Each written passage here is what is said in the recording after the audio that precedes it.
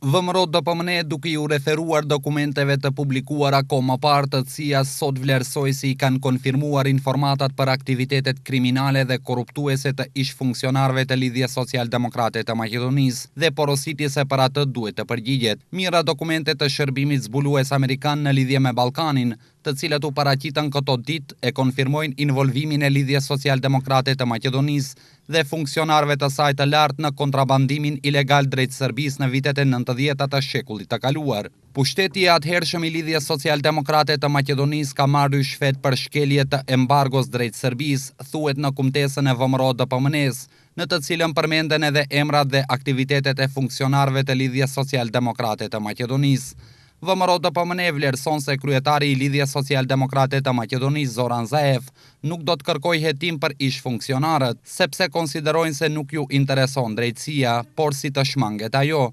Zoran Zaev u rrethua me njerëz të karakterit të tij kriminal. Kriminali i aboluar Zaev nuk do të bëjë thirrje për hetim kundër ish funksionarëve të tij, sepse atij nuk i intereson drejtësia, por si të shmanget ajo.